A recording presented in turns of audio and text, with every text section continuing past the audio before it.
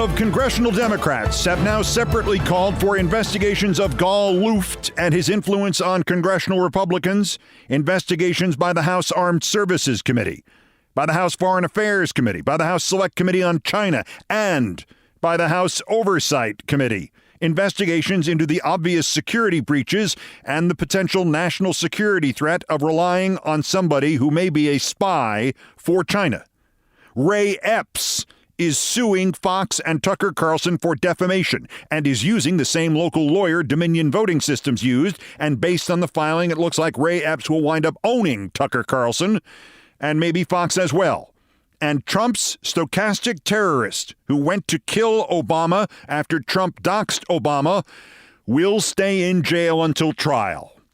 Let us start with Gal Luft and Oversight Chairman James Comer, and whether Comer and his fellow travelers are Luft's minders or inventors or programmers or marionettes or what. It is not quite the full-throated investigation of Jamie Comer and Ron Johnson and Nancy Mace and Jim Jordan and all the others who are figuratively in bed with a Chinese agent who also works for Iran and is also an international fugitive from justice, which I called for here yesterday. However, the ranking Democrat on the scandal factory that Comer has turned the Oversight Committee into is Jamie Raskin. And Jamie Raskin and Congressman Dan Goldman have written to Comer, quote, calling for an investigation into whether committee Republicans may have relied on false statements or misinformation provided by Gal Luft.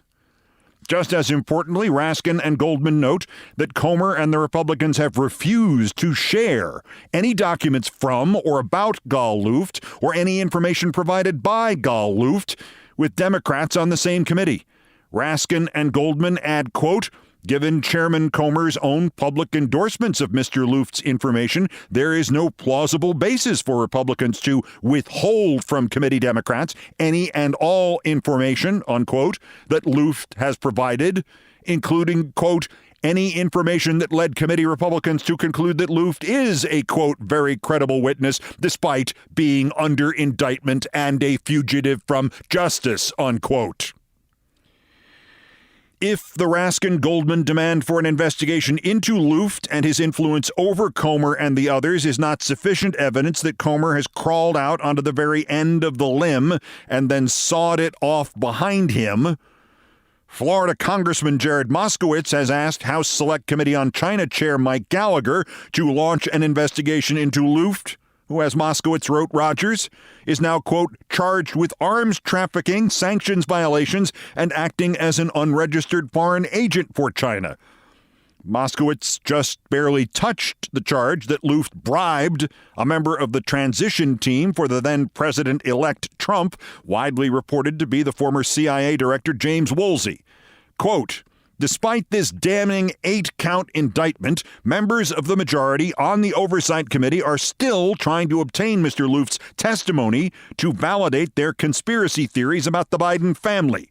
The lengths to which Chairman Comer and other members are willing to go to sell these theories to the American people and influence the 2024 presidential election extend into a dangerous realm, one that may jeopardize national security, unquote.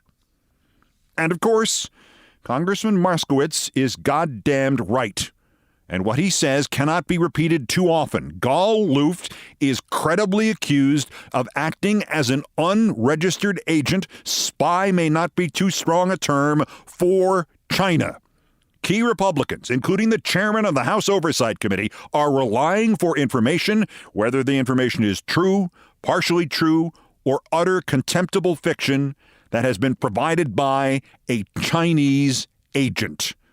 As Moskowitz writes to Gallagher, enabling a Chinese-backed Iranian arms supplier and making him a centerpiece of oversight investigations calls into question whether the Chinese Communist Party has tainted the Oversight Committee and its work, unquote. In his choice of the word tainted, Representative Moskowitz is, I feel, being conservative and polite. This is no longer about the corrupt, dishonest, shameful, sleazy lies and defamation spread by this jackass Comer and his fellow jackass Republicans who will literally stop at nothing to promote their own jackass careers and damage a president and damage this country. This is beyond that now. This is national security. This is the open question of what other influence Gal Luft and his Chinese interests, the ones he represents, have wielded on Comer and the others, if other representations there may be. Jamie Comer is now doing exactly what the Chinese would want him to do.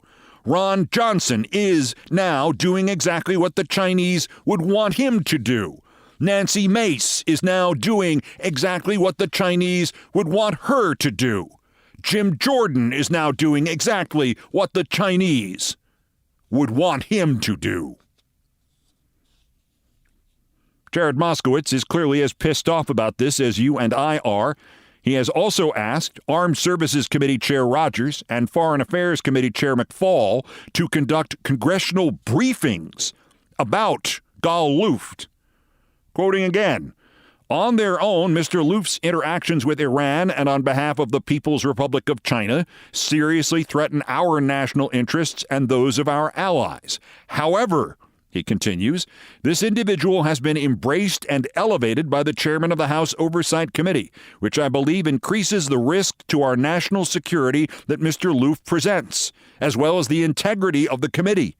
I ask that you hold a briefing to examine the impact of Mr. Luft's dealing with Iran and China and any security breaches resulting from his actions. Unquote. Moskowitz and Raskin and Goldman in tandem are right on the money here, but these are only first steps. This is now about James Comer and the House Oversight Committee and what influence Chinese interests have over both. This certainly needs to be examined within the non-insane parts of the House Republican caucus, but it is too important to be left in any venue in which amoral, irresponsible, disloyal Republican political hacks have a say or a vote. If the questions are indeed about, quote, security breaches, quote, our national interests and those of our allies, quote, national security, if those are the stakes, then the investigation needs to be conducted by the Office of Homeland Security and the Office of the Director of National Intelligence, because while the big red rotating blaring siren may be this man Gal Luft, he is not a sitting member of the House or the Senate, and this nation needs to know immediately to what degree, if any, Congressman Comer, Congressman Jordan, Congresswoman Mace, Senator Johnson, and other Republicans may have been compromised by China or may have been targets for compromise by China. There is, it turns out, as the Republicans have been saying, a foreign influence scandal inside the government of the United States, and it exists at this hour. And the smell is coming from inside the offices of the House Committee on Oversight and Accountability, James Comer, Chairman. And now to the unexpected good news from the Trump bid to get somebody to attack Barack Obama, or his family, or just his home, by remote control. Taylor Taranto will now be held without bail until trial. You will recall this terrifying timeline. Sometime in late May or early June, Taylor Taranto, a January 6th defendant not yet arrested, had begun living in a van near the Washington jail, where many conspirators, either convicted or awaiting trial, were serving their time. On Thursday, June 28th, Trump, who has refined the process of terrorism by proxy to a science, posted on social media what he said was Barack Obama's home address. Taylor Taranto reposted Trump's unspoken call for his cultists to go there and added, quote, "We got those losers surrounded. See you in hell, Podestas and Obamas." Hours later, Taylor Taranto began to live stream from the Obama neighborhood, saying he had, quote, control, unquote, of the block, that he was searching for, quote, entrance points, and the, quote, tunnels underneath their houses, and was looking for, quote, a good angle on a shot. Police arrested Taylor Taranto on the outstanding January 6 warrants, and they found in his truck, which he was living in, 2 of the 20 guns registered in his name, along with hundreds of rounds of ammunition. Prosecutors understandably asked U.S. Magistrate Judge Zia Faruqi to detain Taranto indefinitely, and that's when one of the creaking corners of the law, which Trump has so magnificently manipulated these long 8 years, seemed to come to his proxy's aid.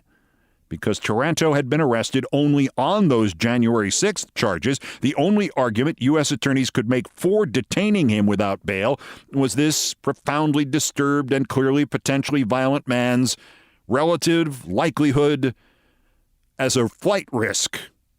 Judge Faruqi quite reasonably asked what he was supposed to do about this man if he was to find that Taranto was, in fact, not a flight risk.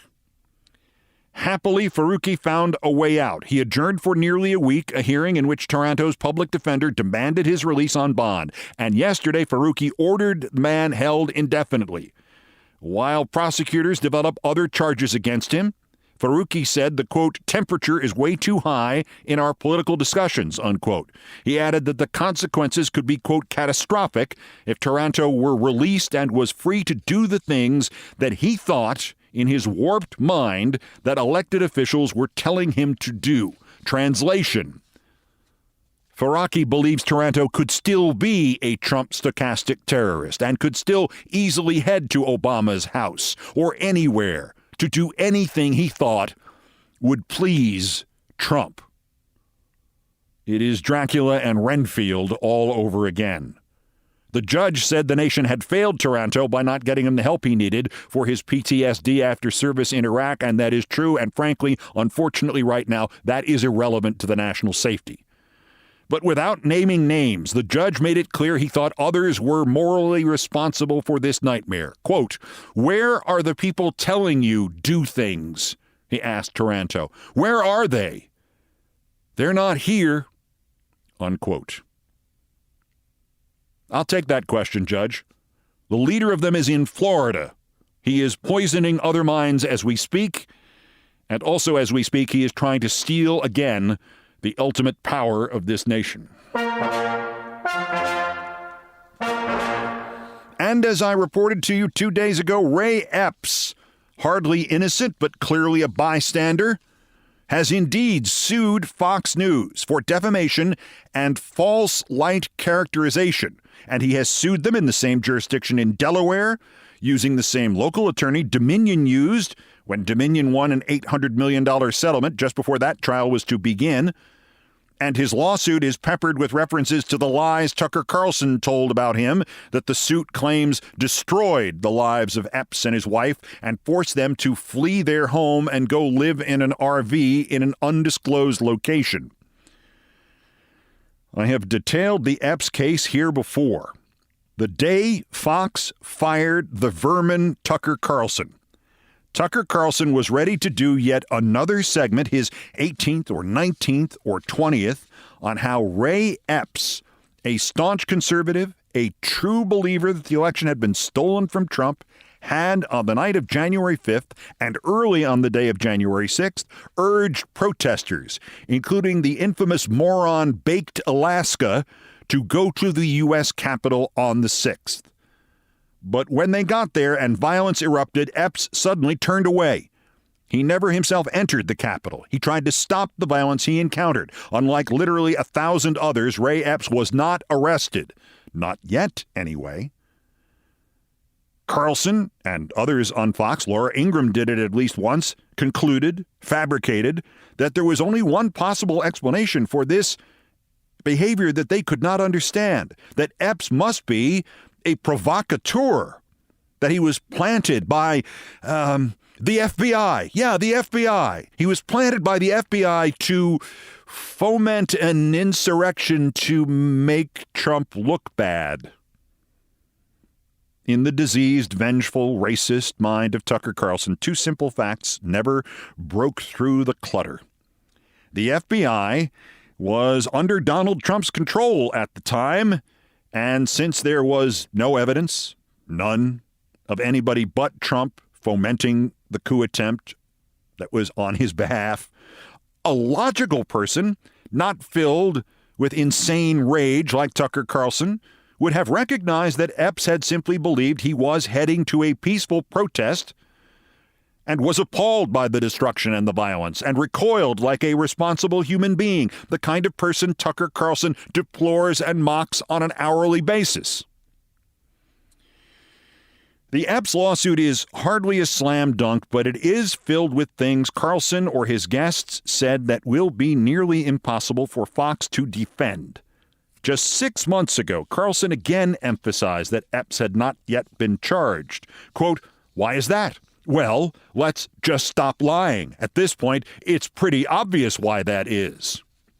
In other shows, over an 18-month span, Carlson and his guests hammered Ray Epps again and again with no evidence and called him the, quote, stage manager of January 6th, the, quote, smoking gun of the entire Fed-surrection.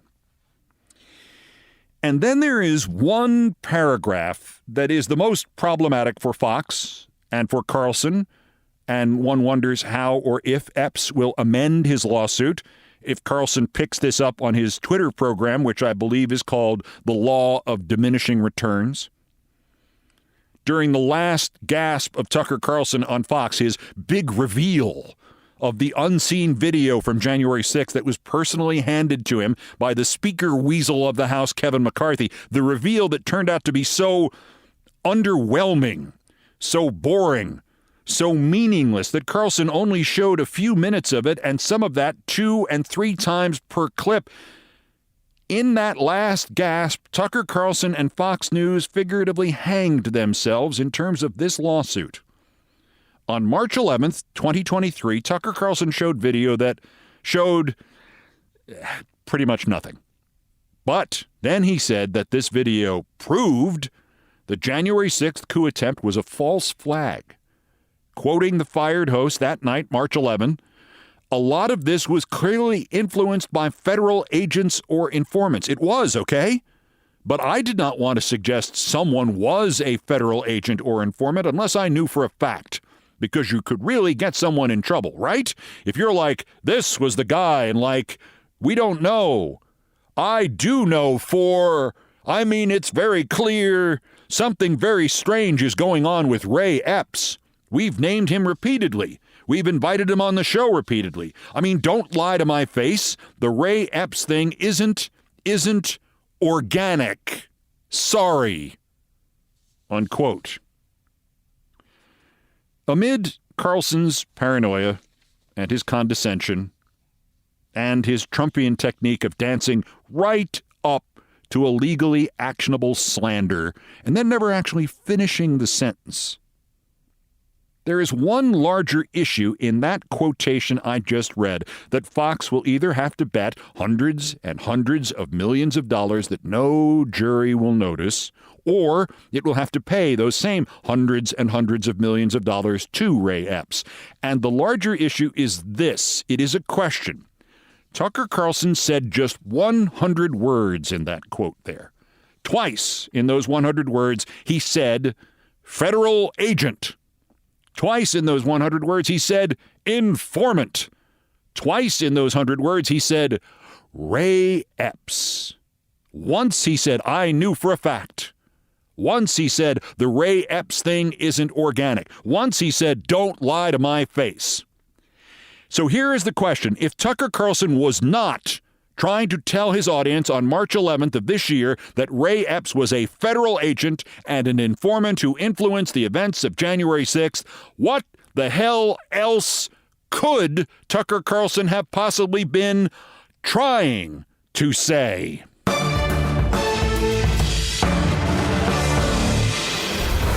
Also of interest here, Trump was ready to announce during the 2019 State of the Union address that he was invoking the Insurrection Act, and he would deploy U.S. troops to forcibly prevent a migrant caravan from crossing our border. He was ready to do the unthinkable, to have American troops threaten or if necessary, shoot at, or actually shoot asylum seekers. And it's not just Miles Taylor's recollection of his role talking Trump out of it. There is a contemporary corroborating witness. That's next. This is Countdown. This is Countdown with Keith Olbermann.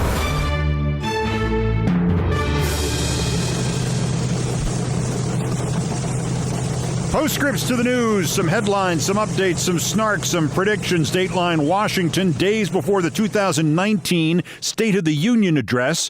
Department of Homeland Security Chief of Staff Miles Taylor and his boss Kristen Nielsen raced over to the White House, he says, to talk Trump out of the big splash he was going to make in the annual address.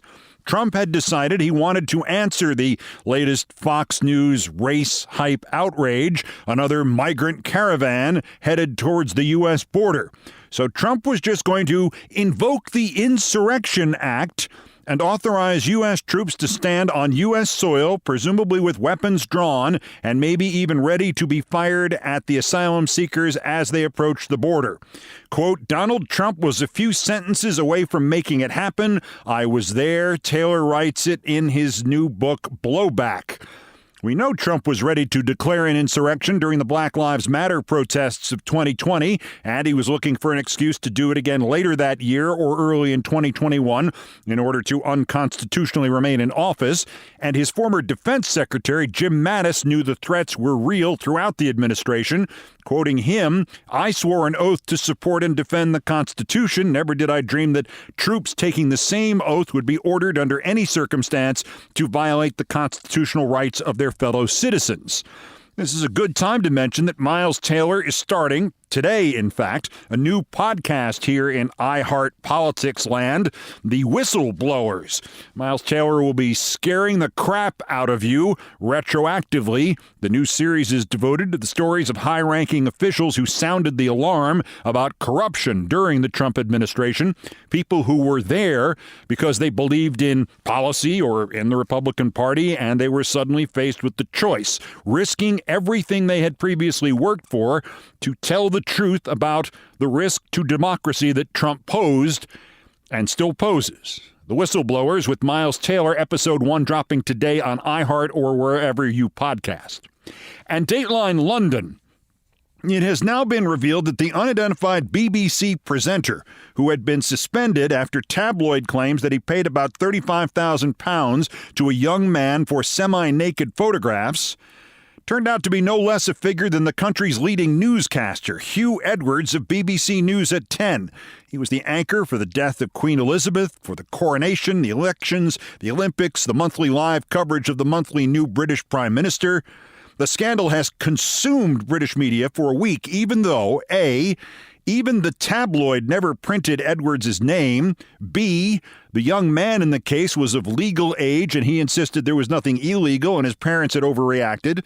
C, London police said a thorough review showed that that was correct. There were no crimes. There'll be no charges. D, the BBC was excoriated for not naming the presenter. Even some other BBC stars demanded that he out himself. While E, it turns out the BBC was, in fact, protecting the privacy of one of its employees, Edwards, who has publicly acknowledged suffering from depression and who has been hospitalized anew after another bout with depression, which we know because F, when his identity was finally made public, it was made public in a statement issued yesterday by his wife. He has 5 children. Just like to mention I am available to succeed him on News at 10, and I would be, in fact, the best choice they could possibly make. While all this was happening, the WhatsApp messages of the former British Prime Minister Boris Johnson were required by court ruling to have been handed over by Monday by the government to an inquiry into how Johnson had violated COVID lockdown rules, and that still hasn't happened, and nobody is talking about it. And because it doesn't involve underwear, it got no coverage, and this story instead got all of it. I should also mention one final point, point G. Because British libel laws are so much more stringent than are those here, no news organization actually reported that it was Hugh Edwards, but the cat was out of the bag for several days. because time after time over the last couple of days, British radio, television, and digital reporters made the same slip on air, online, wherever, intentional or otherwise. Instead of saying, we still don't know who the presenter is, they kept saying, yeah, we still don't know who the presenter is. Oh!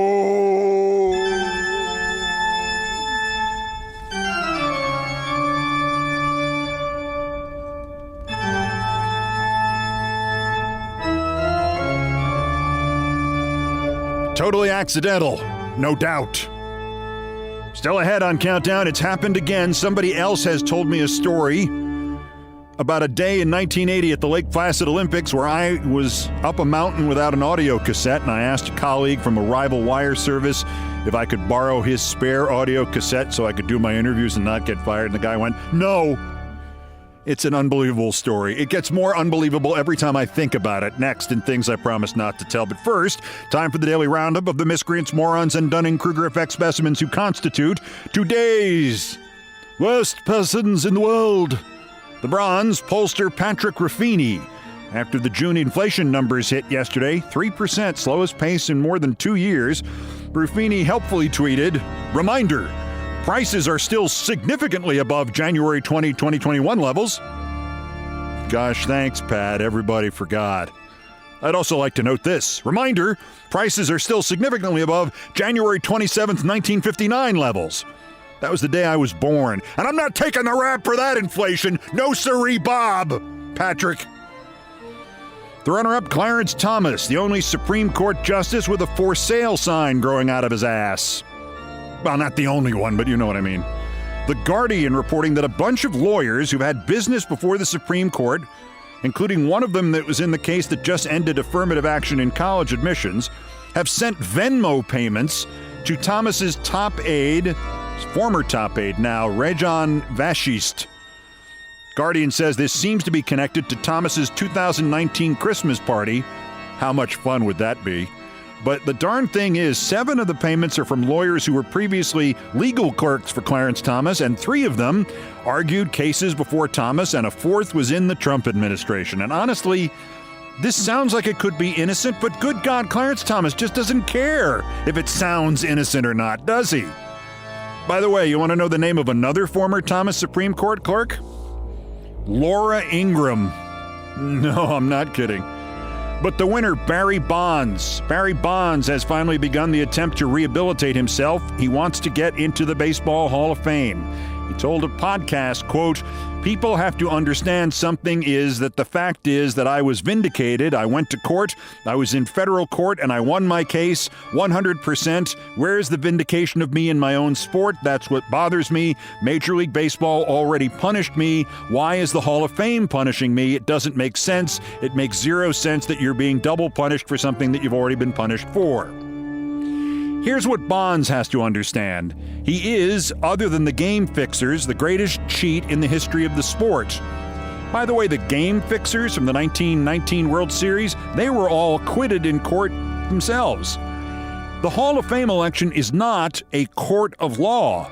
Barry Bonds could have been found guilty or not guilty, and neither verdict matters. The eligibility rules are fluid and variable, and often that is a problem. When it comes to Bonds, it is a blessing. Barry Bonds will never be in the Baseball Hall of Fame, and outside of the San Francisco Bay Area, he will never be recognized as the holder of the records for most homers in a season or most homers in a career. Never. Barry Bonds. No, you're not going to Cooperstown unless you're willing to pay your way in. Today's worst person in the world!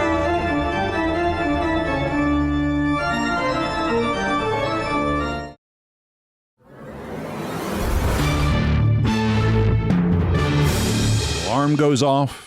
It is pitch black in my room at the Swiss Acres Motel. It is Valentine's Day, and I am still drunk. Keith knew he was in trouble. But I was also 21 years old, and in fact, my 21st birthday had only been 18 days earlier, so somehow I survived. Showered, dressed, packed, and I mean I packed 2 cassette tape recorders, 4 sets of batteries, an audio processing machine that weighed like 14 pounds, the 9-volt batteries it took, I think it was a dozen of them, a telephone, a backup telephone, 12 assorted patch cords, 2 loose-leaf notebooks, about 8 pens, 2 microphones, 2 extra pair of socks. Then I got dressed, 2 full sets of thermal underwear, shirts, sweaters, snow pants, snow shoes, because it was 11 degrees below zero that morning. I got something quick to eat at the commissary, and I made it out somehow to the line for the bus from the Lake Placid Olympic Center to the Lake Placid Transportation Center to Lake Placid's own Whiteface Mountain, then onto the snow track, the open-penned mountain tractor that went up the side of Whiteface Mountain and took me to the finish line of the 1980 Olympic men's downhill ski final. Still drunk. That is how a reporter covered the Olympics nearly 43 years ago. You drank.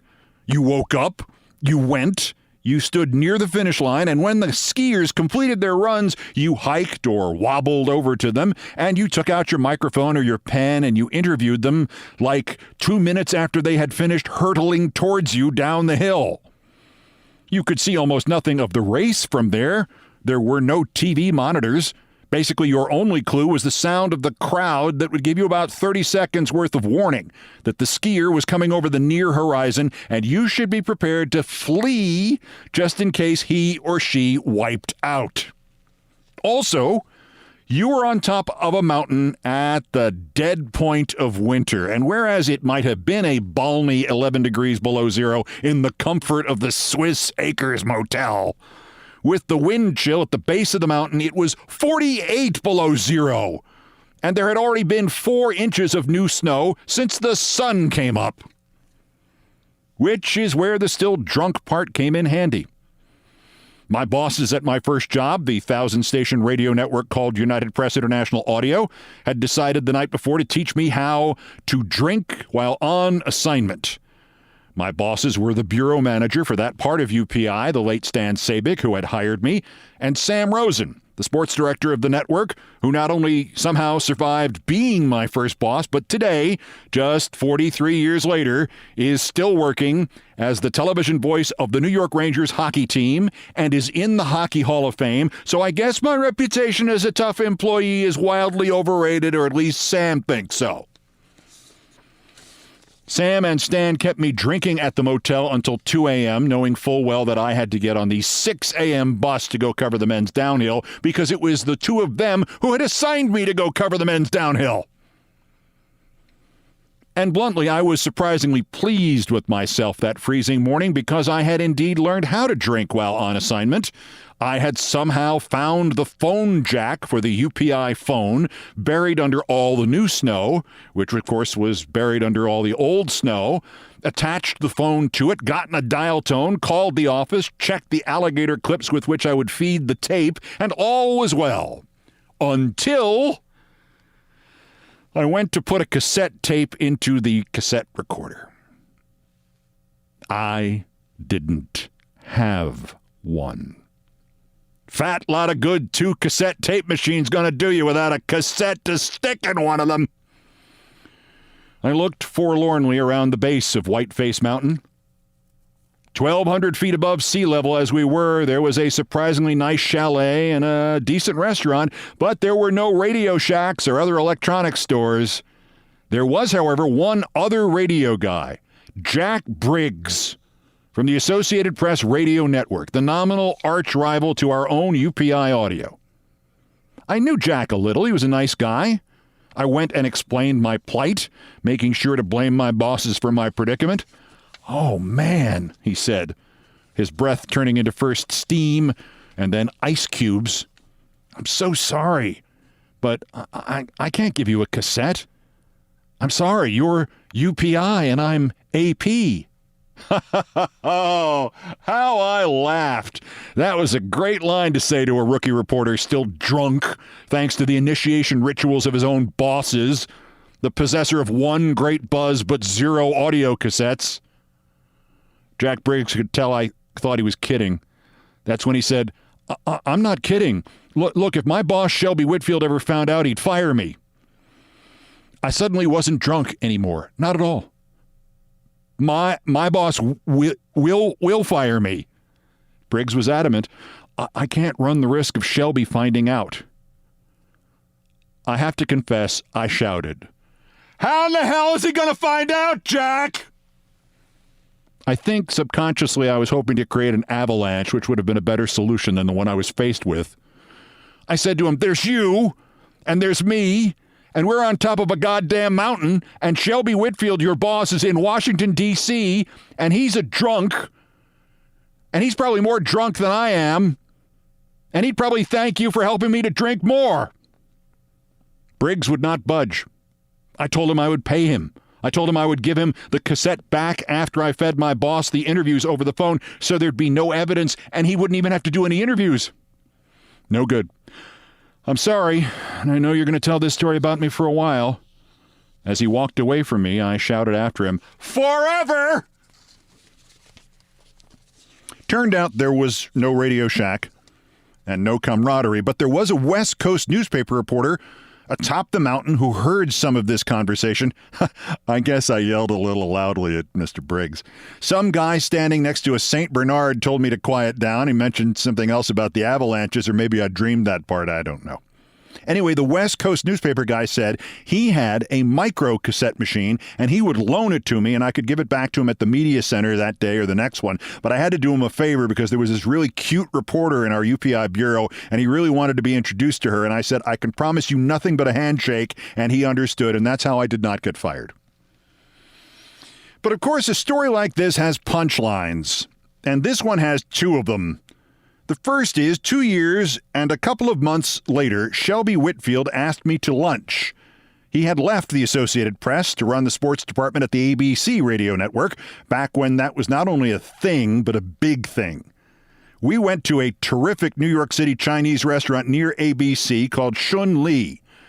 And Shelby Whitfield interviewed me for a job when that kind of job paid $80,000 a year and my very nice studio apartment in a very nice part of town cost less than $500 a month. Later, in an interesting twist, I found out the jobs didn't exist. I was mentioning the interview in a press box somewhere, I think Madison Square Garden, and there was another kid reporter named Howie Rose. And Howie is still working. He does the New York Mets games on the radio. And Howie said, "Wait, they interviewed me for that job last year. It's just an excuse for that damn Whitfield to go drink his lunch on ABC's tab." Anyway, before we started the interview for the job I did not know did not exist at ABC, I told Shelby Whitfield the Whiteface Mountain, can I borrow a cassette, Jack Briggs story, and Shelby's exact reply was, "How in the hell was I going to find out? There was you and there was him and you were on top of a goddamn mountain and I was in Washington." Only he didn't say goddamn. "That Briggs," he added, "always trying to suck up to me. I gotta tell you something. I actually once promised I wouldn't tell you if we ever met this. When the Olympics were over and he came back to the office, he told me what happened. He expected me to be happy or give him a bonus or something. And I called him a little snitch." Only Shelby didn't say snitch. Just a word that rhymed with it. The other punchline is from 1992. And remember, this happened at the 1980 Olympics.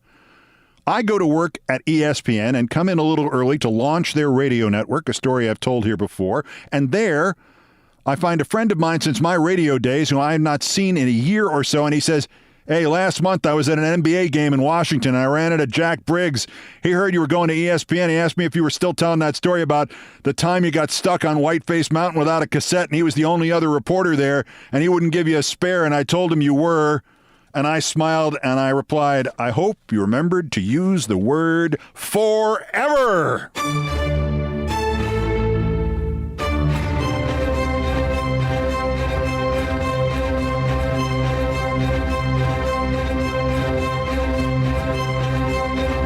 Just as a bonus, I will close this episode with a couple of reports from the 1980 Olympics. I think I'm sober on them. I think. I've done all the damage I can do here. Thank you for listening. Here are the credits. Most of the music arranged, produced, and performed by Brian Ray and John Philip Chanel. They are the Countdown musical directors. Guitars, bass, and drums by Brian Ray. All orchestration and keyboards by John Philip Chanel, produced by TKO Brothers. Other Beethoven selections have been arranged and performed by the group No Horns Allowed. The sports music is the Olbermann theme from ESPN2, and it was written by Mitch Warren Davis, courtesy of ESPN Inc. Musical comments by Nancy Faust, the best baseball stadium organist ever. Our announcer today was my friend John Dean, and everything else was pretty much my fault.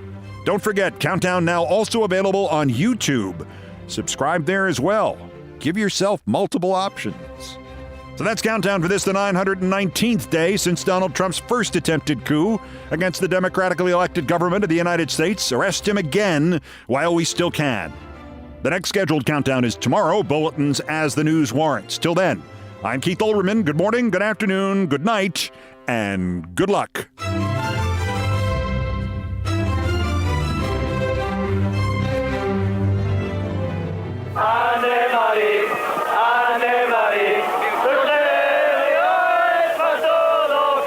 There's been an awful lot of singing on the slopes of Whiteface Mountain during these Olympics, and most of it has been done by the Austrians. This ditty is for Annemarie Moser-Prohl, who Sunday completed an Austrian sweep of the Olympic downhills.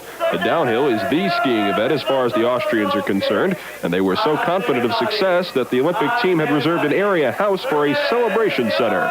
Leonard Stock and Annemarie Moser-Prohl did not disappoint, and for now, the singing will continue both here and in Austria. Keith Olbermann, Lake Placid.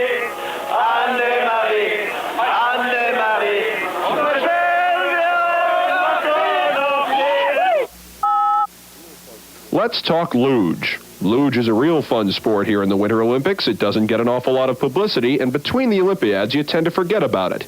That is not fair. Luge, of course, is the event where a guy or a girl or two guys or two girls lie down on this very small sled and rocket around a refrigerated banked track feet first. He, she, or they have strings with which to control, more or less, where they are going. This doesn't always work, of course, and many is the time the lugee, luger, or lugist takes to midair when he hits one of those curves wrong. If you can get used to the repetitiveness of competitive luge, the sport becomes a part of your life. Some people have an innate tendency to participate or watch. They, of course, are the born lugers. There is an International Luge Federation Congress, and I would suggest if they want to increase the popularity of their sport, they do a little promotion. Now, I wouldn't tamper with the sport itself. Rocketing around a refrigerated bank track simply cannot be meddled with. Luge purists even doubt the validity of the two-man luge. I would stick to those promotions to boost the sport's acceptance with the public. We need a National Luge League and a Luge Hall of Fame. The Luge Hall of Fame could be built in the shape of the bank track, and it would naturally be refrigerated. Visitors would enter at the top, lie down on a real luge, and go through the hall on their backs, watching overhead slideshows and glancing quickly at plaques detailing the careers of the world's great lugers. Buttons and pins with choice catchphrases would also help luge. How about I'm a luger or Born to Luge, both of which could also be turned into great popular music hits. We would avoid degradations of the sport like no luge is good luge, or the inaccurate insinuation that lugers travel on their backs because nobody would dare ride down that course head first. And I would remind you, you new luge fan you, of the first promotional luge statement. For everything there is a season, a time to gain, and a time to luge. I'm Keith Olbermann, and from Lake Placid, that's my side.